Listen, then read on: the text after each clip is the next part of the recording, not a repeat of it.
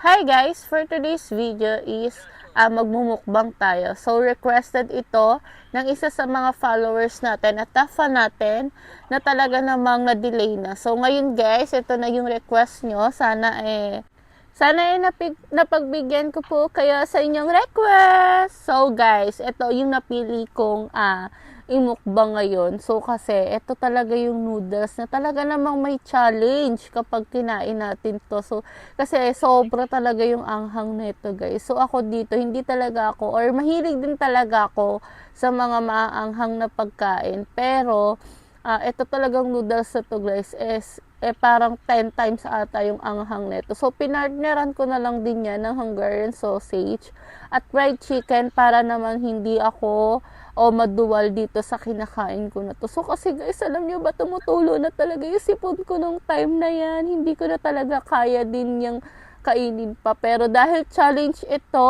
uubusin natin to. So, ayan, nung time na yan talaga guys, talaga namang nasa mindset ko na ubusin tong kinakain ko na to, kahit kano pa to kaanghang. So, dyan kung makikita nyo dyan sa niluto ko na yan, sobrang cheesy talaga yan guys, kasi talagang dinoble ko talaga yung cheese niyan para mas maging cheesy siya. Then, yung tuna niyan is tinimes to ko pa para naman hindi na ako maumay ng husto sa noodles. Kasi nga, sobrang dami din yan, guys. Kung makikita nyo talagang yung Hungarian ko dyan, guys, tumatalsik pa yung cheese.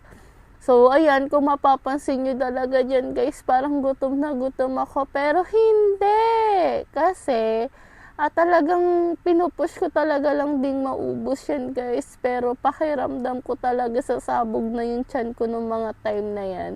So ayan, tinutuloy-tuloy ko pa rin talaga yung pagkain ko dyan kahit na ako'y naduduwal na. Hoy!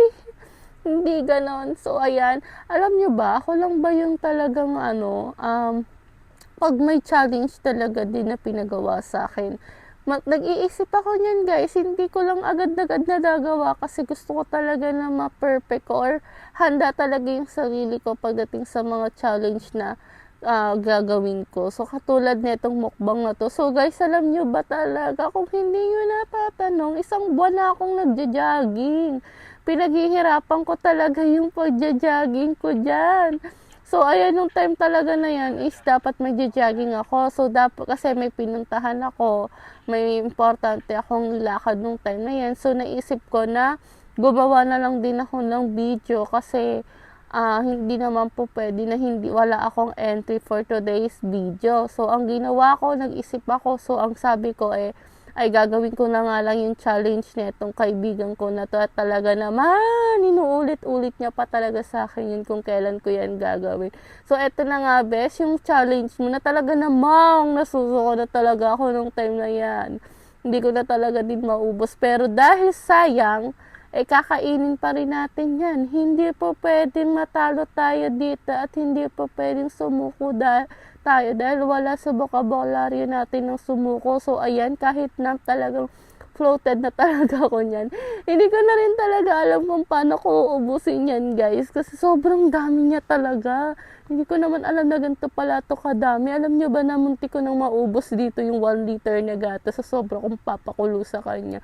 Then yung cheese, isang box na cheese na atay na ilagay ko dyan. So, ayun, kita nyo, ang dami-dami pa. Naiiyak na talaga ako nyan dyan. So, sana napasaya ko kayo. Bukas ulit. So, guys, yung may mga request dyan na video, i-request nyo lang dyan, guys. Gagawin natin yan. Salamat!